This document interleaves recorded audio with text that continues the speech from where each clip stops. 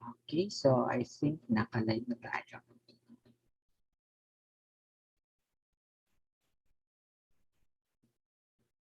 Okay, sorry saying na may slide. Slide, nakikita niyo ng slide. Yes po. Okay. So once again, good afternoon sa inyong lahat. And this is now the continuation of our third module, which is the Krashen'S hypothesis on second language acquisition. And previously, we discussed the first two hypotheses, the acquisition learning hypothesis and the monitor hypothesis. So for today, what we'll be tackling now is the continuation of the remaining three hypotheses, which are the input hypothesis, the affective filter hypothesis, and the natural order hypothesis. So let's have first the input hypothesis. So when we talk of input hypothesis, from the term itself, input, kung ano ba yung binibigay o yung na-acquire. So for this hypothesis, the first important question that we can ask is, how do we acquire language? So if the monitor hypothesis is correct, that acquisition... Matt, bigyan mo akong kape na! Kape. Acquisition, okay, parang may nagsasalita sa ating ano eh. Sorry po, sir. Okay lang, para meron tayong bloopers sa ating live. Well, anyway, so again, when we talk of input hypothesis, the first question that we'll be asking is, how do we acquire language? So in our discussion about the monitor hypothesis, we mentioned that acquisition is central and learning is more of a peripheral. Then the goal of our pedagogy should be to encourage acquisition. Now the question of how we acquire then becomes crucial. So the reason why how we acquire becomes crucial because of a simple reason. One is because kapag mali ang input na na-acquire ng bata, mali na rin yung matututunan nila.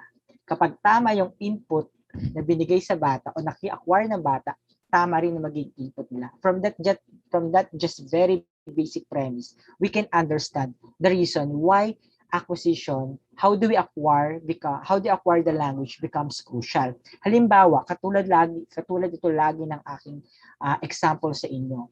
Kapag ang isang bata ay lumaki sa isang environment na kung saan ay magulo, sigawan ng sigawan, or it could be lumaki siya sa environment na hindi gumagamit ng tamang pananalita. So, ang input niya ay magiging pangit. Therefore, kapag yun yung na-acquire niya, magmamanifest siya sa kanya. Nagmamanifest yun kung paano rin siya magsalita. So ngayon, kapag ang isang bata ay lumaki sa isang environment na kung saan ay maganda, yung parents, they're supportive of their education. Their parents are teaching them are correcting them na dapat ganito ang pagsasalita, na dapat ganito ang tama mong gawin. Therefore, maganda yung input at magmamanifest nyo sa bata. Okay? So, yun yung sinasabi natin na nagiging crucial yung acquisition.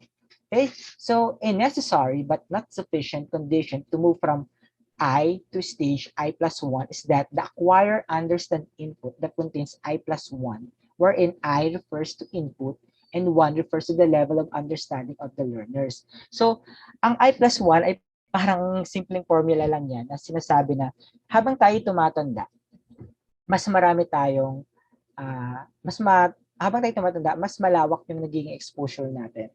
Habang lumalawak yung ating exposure sa environment na kinalalakhan natin, mas dumadami yung ating na-acquire.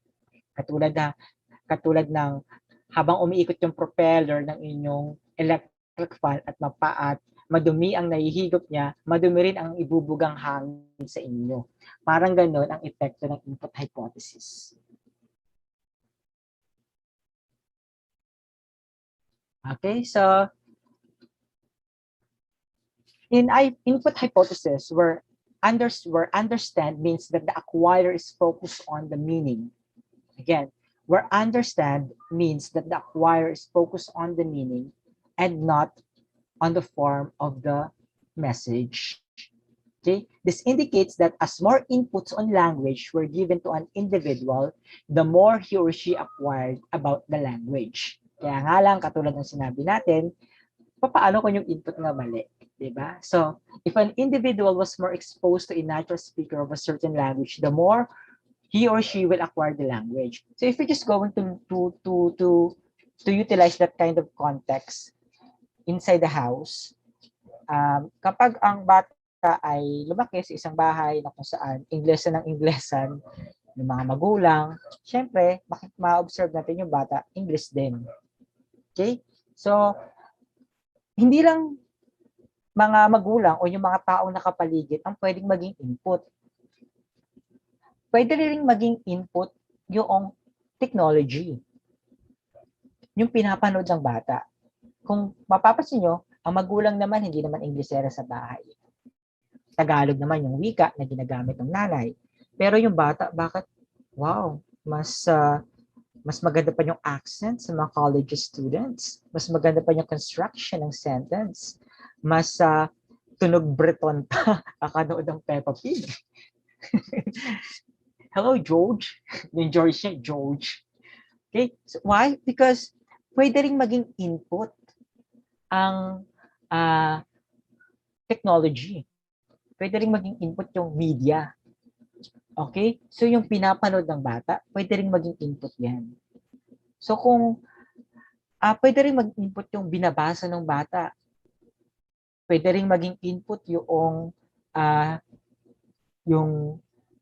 YouTube. Napapanood niya sa internet, napapanood niya sa television, napapakinggan niya sa radyo. Yun ang mga possible na maging input ng bata. Okay? So, kapag expose siya sa mga magagandang input, of course, let's expect na there's a possibility na maganda rin yung magiging output nun sa kanya. Okay? Makikita natin kung paano nagmamanifest iyon sa bata. So, in consonance to that, sabi, the input hypothesis relates to acquisition, not learning. Okay, again, input hypothesis relates to acquisition, not learning, because learners acquire by understanding language that contains a structure that is beyond their current level of competence. This is done with the help of context or extra-linguistic information. So yung mga bata, since it is an acquisition, hindi sila aware. Hindi sila aware na meron na pala nangyayaring extra-linguistic information na na-acquire sila. Hindi naman nila nauunawaan kung bakit is ang ginagamit kay she at he. Hindi naman nila nauunawaan kung bakit did ang ginamit doon sa sentence na yon. Hindi naman nila nauunawaan kung bakit will or would ang ginagamit. Hindi nila nauunawaan yon. It is just that, yun yung na-acquire nila eh. Yun yung naririnig nila. Although, may mga tendency talaga na papapakinggan natin is may mali pa rin sa grammar. Okay? Pero yun yung napakinggan nila. Okay? So, kaya kapag pinag-uusapan natin ang input hypothesis, it always correlates with acquisition. Kung ano ba yung na-acquire nila, kung ano ba yung input na nakapaligid sa kanila na ina-absorb nila. So kapag mali ang input na kanilang na-absorb, mali din yung maging possible output. Okay? Oops. Then, when communication is successful, when the input is understood and there's enough of it, I+1 will be provided automatically.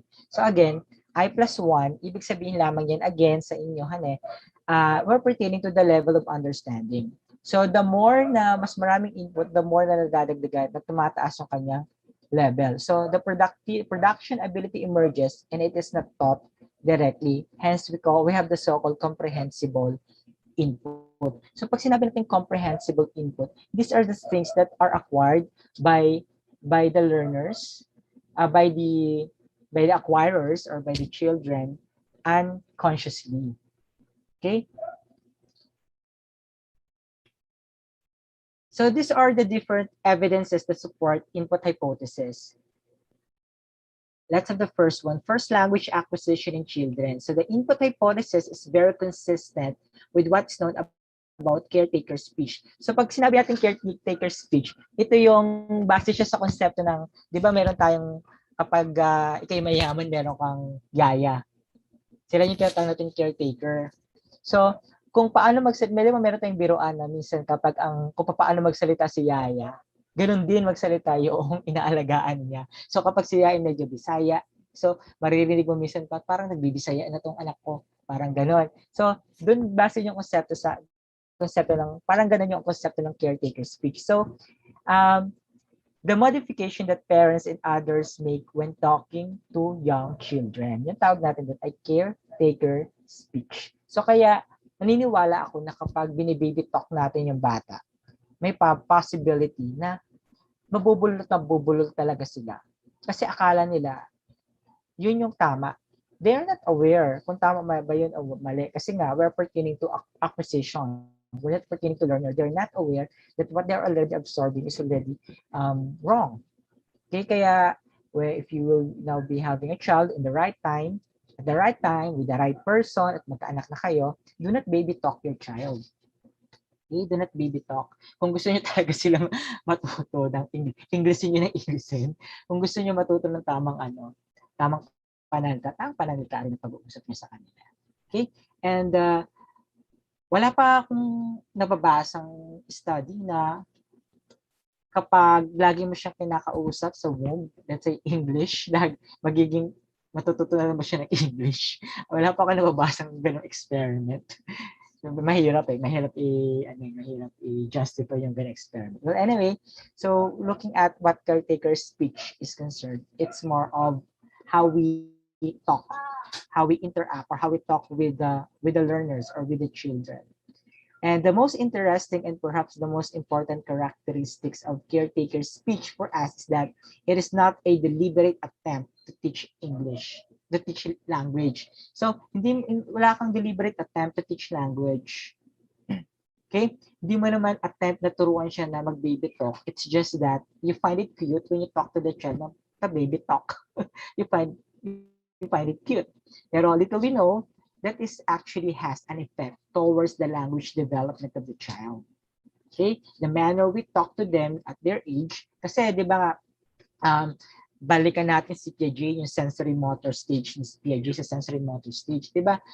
In sensory motor stage, sinasabi ni Piaget na everything that is perceived by the senses of the child, yun yung kanilang ginagawa, yun yung kanilang ginagaya. So, during the sensory motor stage, kapag na-perceive ng kanilang sense of hearing na ganun ka magsalita, para sa kanila yun yung tama. Okay, so kung i-relate natin yan doon sa theorem ni Piaget. Another supporting evidence, it was a study conducted by Clark and Clark in 1977, wherein he pointed out that caretaker speech is modified in order to aid comprehension, wherein caretakers talk simpler in an effort to make themselves understood by the child. The here and now principle is usually in caretakers speech. So kumbaga, di ba, pag sasabihin natin sa bata na, anak, ano ba, Joanna, dalhin mo nga rito ang upuan at tumabi ka sa akin. Ang haba ng sentence mo. So anong ginagawa ng caretaker para maging simple? Joanna, punta rito, upo ka. 'Di ba? Nag-minimize ka ng word. Joanna, punta rito, upo ka. Pagpapakinggan natin, mali yung sentence construction. So, yun yung here and now principle. So, kumbaga, dahil immediate at kailangan mong directang sabihin sa bata yan at para mag-gets nila yung context na sinasabi mo, ganun ka magsalita. But that's little we know that kind of simpler way of talking to a child na basta maunawaan lang nila can actually has an effect towards the language development. But we cannot deny the fact that many parents are doing such way of talking to their children. Joanna, punta rito, upo ka. Di ba, mali-mali yung grammar? Or, Joanna, here, come. Something like that. Come. Di ba, ganun lang, come. Instead of saying, come over me, come here, instead beside me. You don't say that. You just say, come. Yun lang. And another thing, discourse with children is far more likely to deal with what is in the room and happening now than what is not in the room and not current. Okay?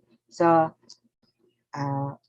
While there is no direct evidence showing that caretaker speech is indeed more effective than unmodified input, the input hypothesis predicts that caretaker speech will be very useful for the child if and only if maganda yung input na binigay mo sa bata. Pero again, kapag mali yung input na binigay mo sa bata, yung way ng yung paggamit ng caretaker speech will result to negative outcome.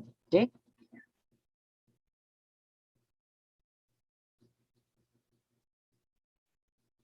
The next is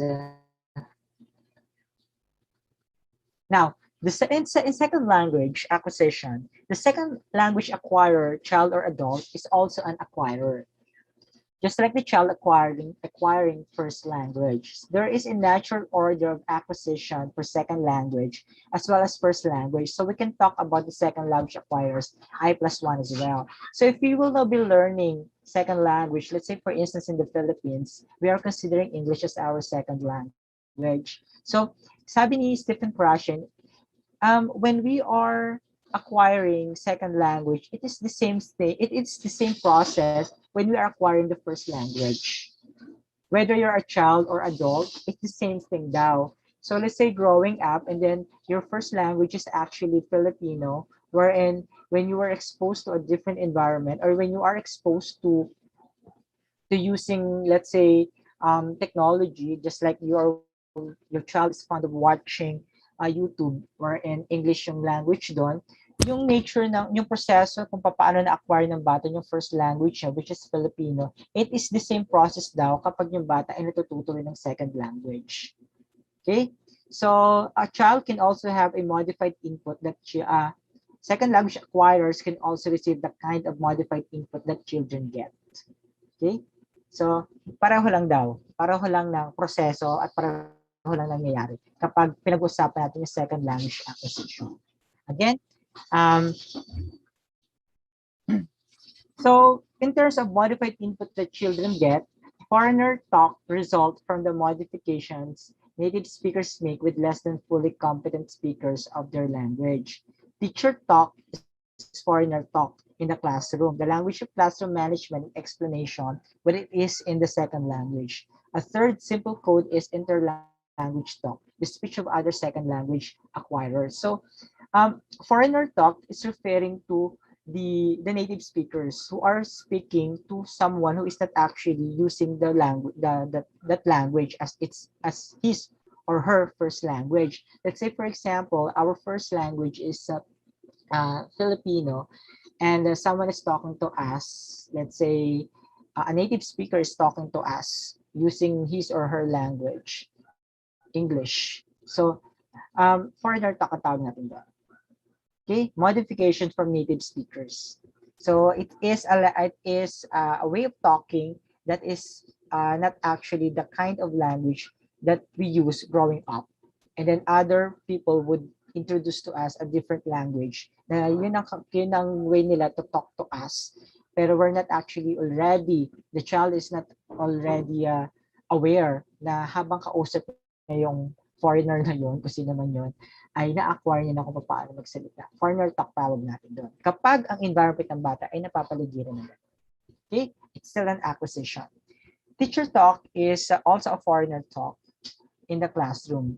Why? Because the medium of instruction, even though we're not teaching the child to speak the second language, but the medium of instruction utilized by the teacher when teaching subject, even though it's not an English subject, but the medium of instruction that is used by the teacher inside the classroom is in English. So it becomes now a way for the child to learn the second language. So it's still foreigner talk, teacher talk.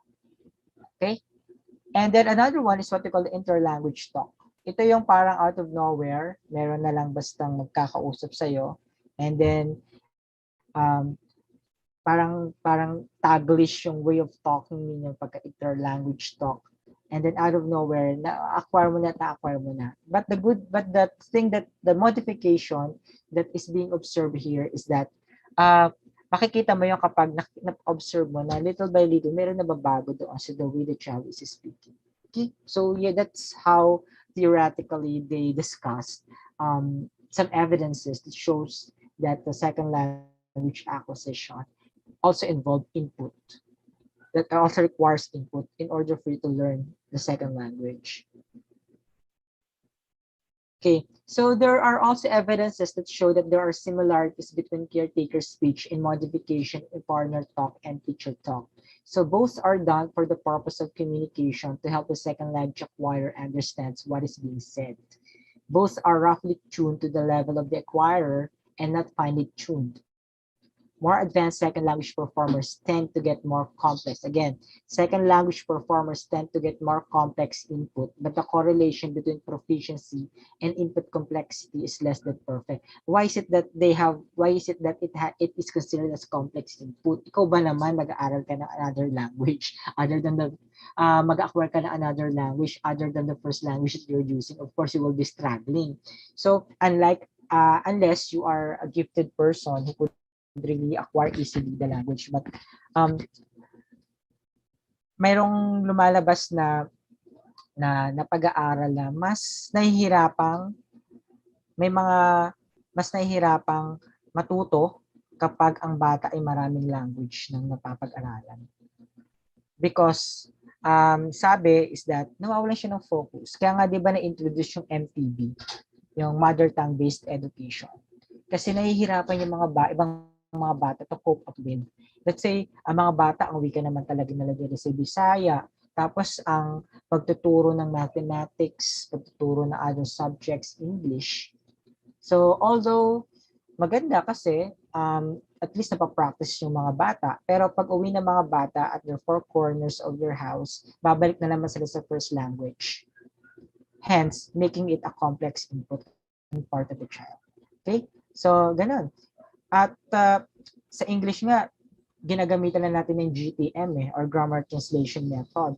Yung habang nagtuturo tayo ng principle of grammar, patagalog. Ako ginagawa ko yun, nagtuturo ako sa mga katutubo. Tagalog ko, tinidiscuss ang subject-verb agreement. Sabi ko na kapag ang inyong subject ay plural, ang verb nyo dapat ay plural din. So, paano masasabi kapag plural ang verb? Dapat yan ay walang S. Sa noun, kapag mayroong S, plural yan. So, ganun ako magturo sa kanila, grammar translation approach. So, minamother tongue ko rin, pati yung pagtuturo ng English.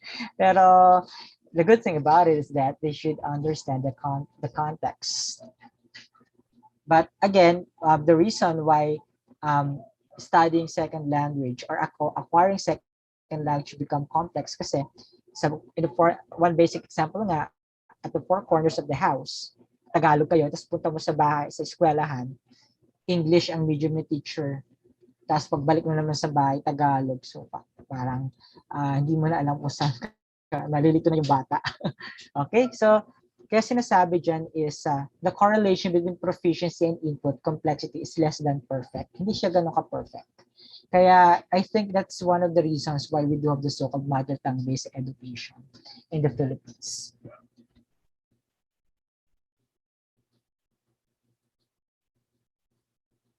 Okay. And another one is we have also the so-called silent period in L1 influence. So what is silence period? Children acquiring a second language in a natural, informal linguistic environment may say very little for several months following their first exposure to the second language. Let's say you can observe this from someone who has just arrived on a certain place wherein nandoon yung hindi niya ginagamit yung language na ginagamit ng mga kasamahan niya. So let's say you come from Visaya and then you get used to speaking of Visayan language and then you went to Metro Manila, or you went to Luzon area, or let's say in the province of Rizal, where people are always talking in Tagalog. So since you are Visaya and you're not get used of talking Tagalog, so nabubulol ka, nahihiya ka magsalita ng Tagalog kasi iniisip mo baka pagtawanan ka kasi matigas yung accent mo.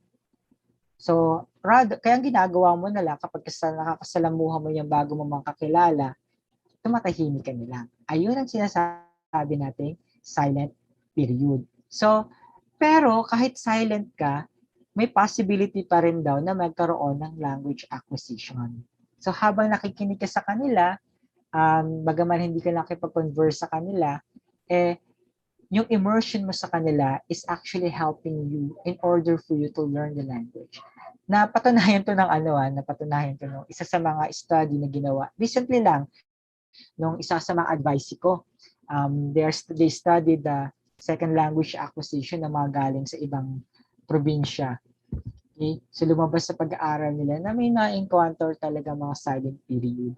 Tapos habang nakikinig lang sila, doon sila natututo. Natututo sila magsalita ng English, natututo sila magsalita ng Tagalog sa pakikinig. Bagaman sa una nahihiya sila kasi nga nahihiya sila na baka pag nagtagalog sila, matigas yung kanilang dila. Very common experience yan ng mga lumipat from one place to another.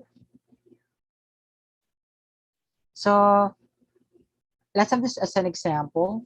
For example, Hatch reported that Paul, a 5-year-old Chinese speaker acquiring English as a second language, did not really use creative language for his first few months in the United States.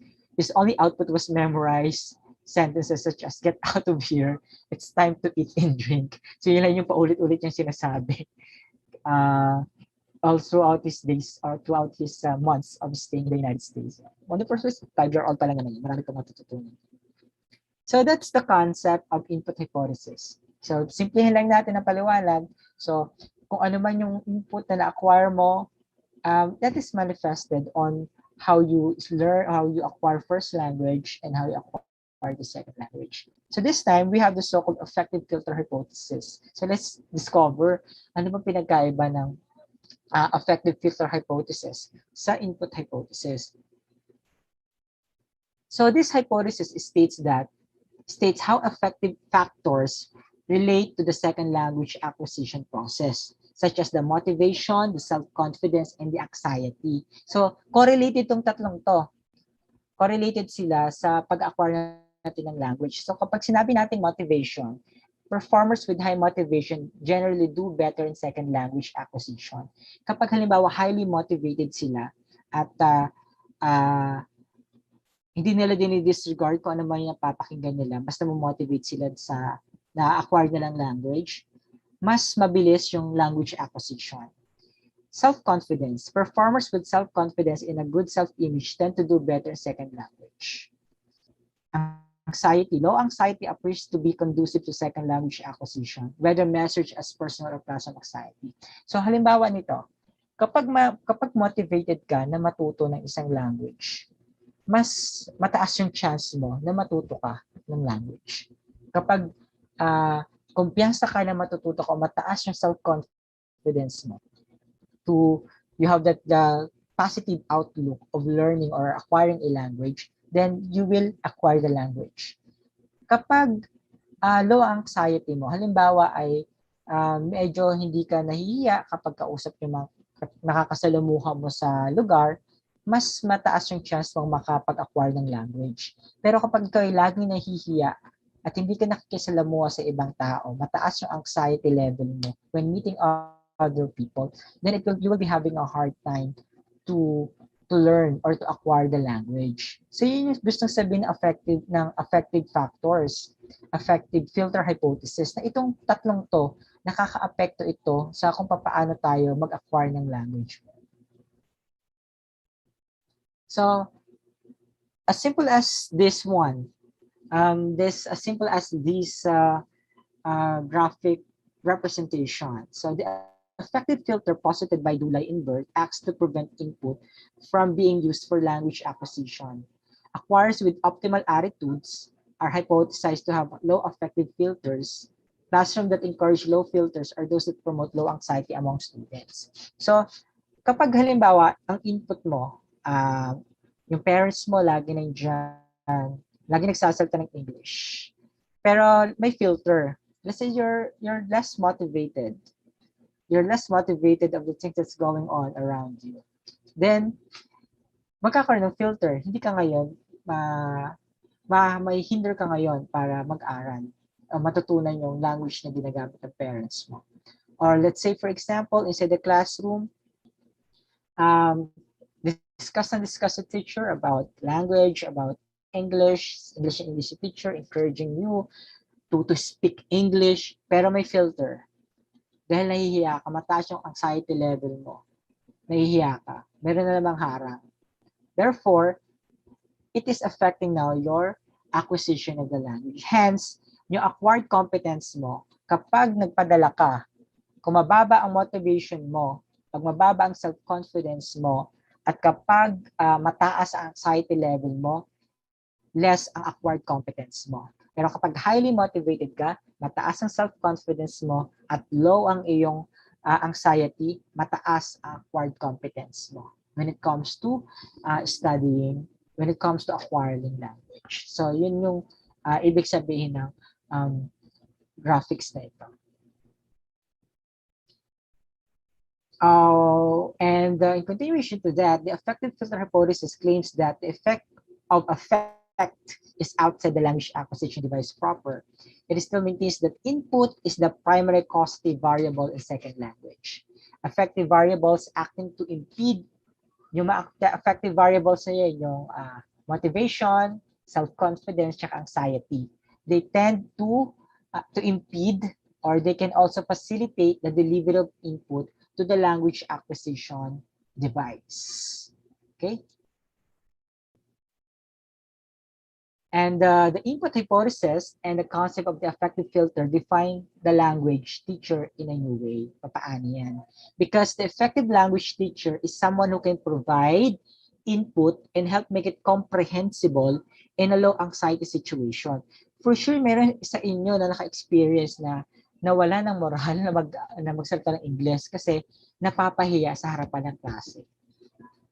Okay?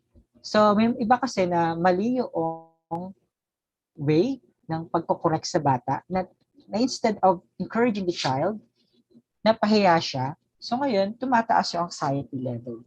Pag tumaas yon, ngayon, yung comprehensible input, the acquired competence is low. Okay? So, nawawala yung motivation ng bata. Nawawala yung self-confidence ng bata. It's because factor din si teacher. So many teachers have felt this way about their tasks for years, at least until they were told otherwise by the experts, unless may nagsabi sa kanila na mali na yung ginagawa.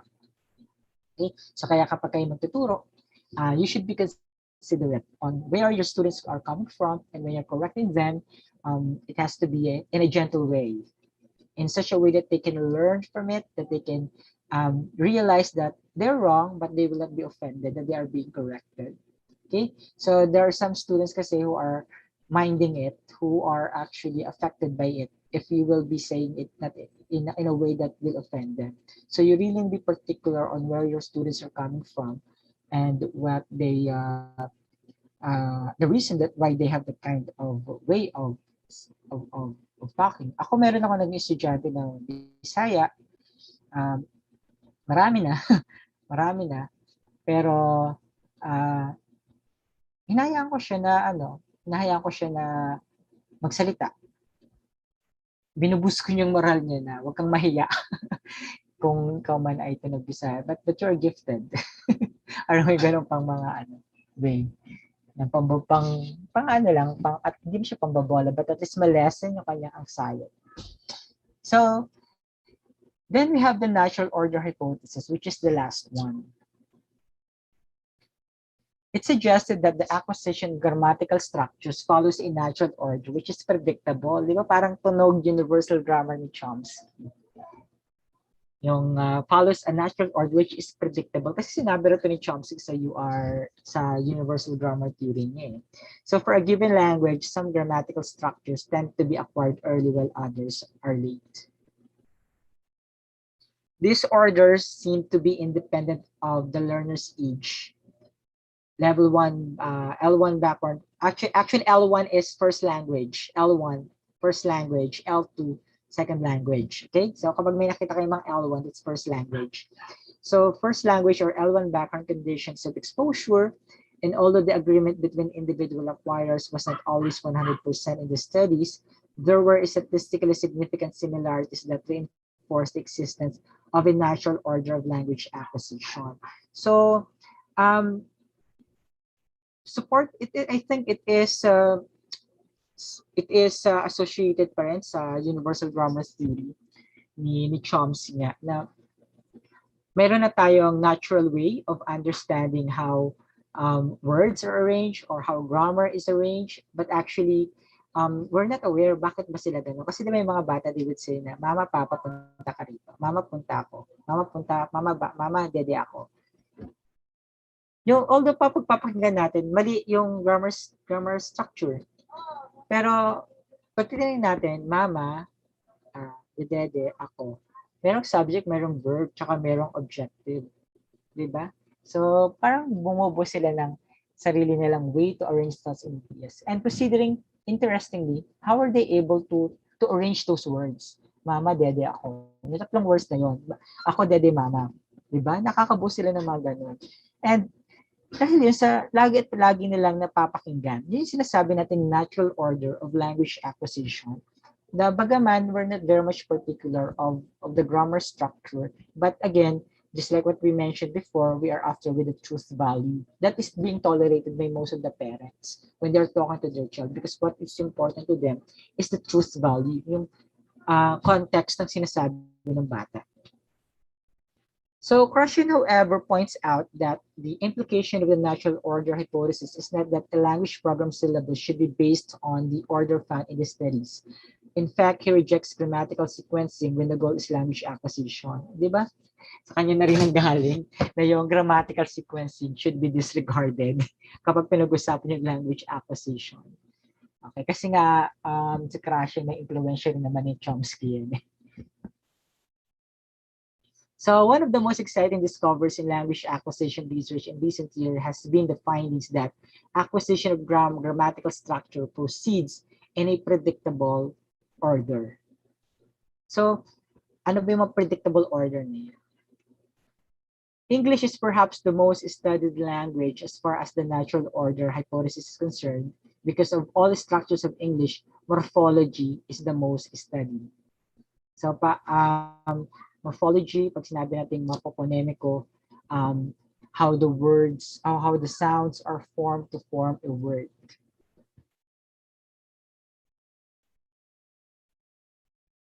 Okay, so for example, Brown reported that children acquiring English as a first language tended to acquire certain grammatical morphemes or function words earlier than others.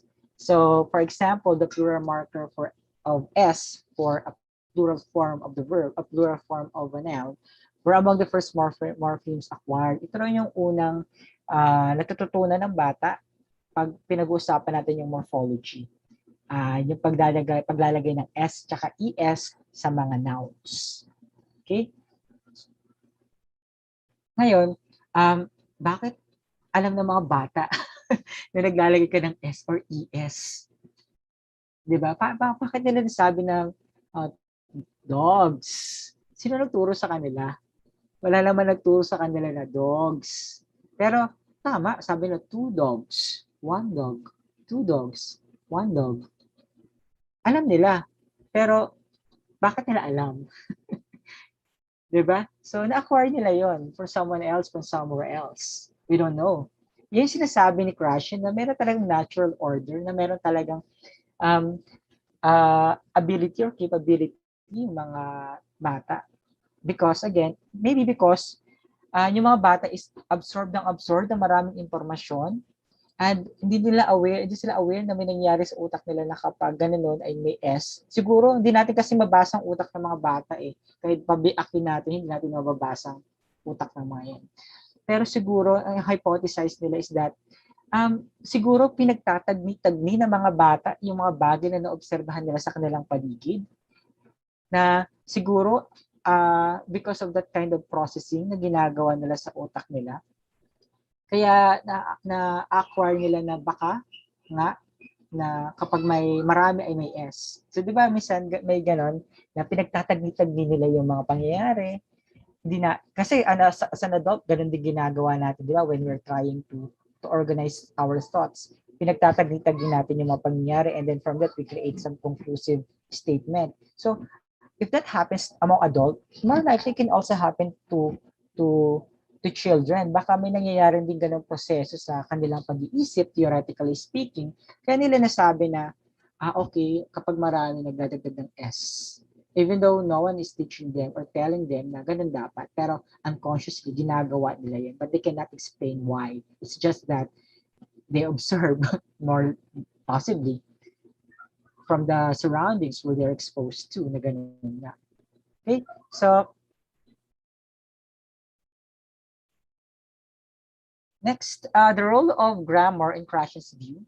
So it's only just an addition to the hypothesis that I discussed.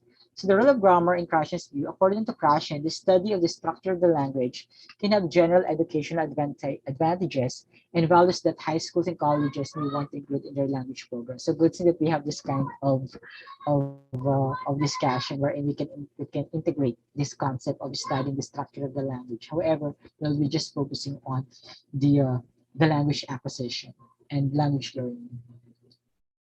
Any benefit, however, will greatly depend on the learner being already familiar with the language. It should also be clear that analyzing, letter Y, the language, formulating rules, setting irregularities apart, and teaching complex facts about the target language is not language teaching, but rather language appreciation or linguistics, which does not lead to communicative proficiency. Okay, so let's take note of that. The only instance in which the teaching of grammar can result in language acquisition is when the students are interested in the subject and the target language is used as a medium of instruction. So parang meron dito contradicting statement kasi meron tayo dito itong target language is used as a medium of instruction. Kasi i-argue natin meron po tayong mother tongue base, yun po yung ginagamit namin sa Pilipinas. So kung sinasabi po ninyo na ang mas matututunan nila ang language na yun kung yung language na yun mismo ang ginagamit as medium of instruction. Kaya lang again, we can argue on this assumption that there is an instance, let's say in the Philippines nga, kailangan mo ituro in mother tongue base yung English grammar translation method, di ba? Pero sa mga of course, sa mga higher level, magta-publish ka pa ba? Okay, so very often when this occurs, both teachers and students are convinced that the study of formal grammar is essential for second language acquisition, and the teacher is skillful enough to present explanations in the target language so that the students will understand it. So the teacher talk meets the requirements for comprehensible input. Okay? So, sinasabi lang dyan ni Krashen na kapag teacher ka tapos ang gamit mo is yung language mismo na language na gusto mong ituro sa kanila, ay mas matututo daw yung mga bata. Sabi ni Krashen. Okay?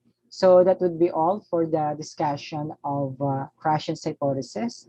And I do hope that you gained another insight on how we can really improve or can really enhance our understanding of the difference between language acquisition and language learning as far as the second language acquisition is concerned, as hypothesized by Stephen Krashen.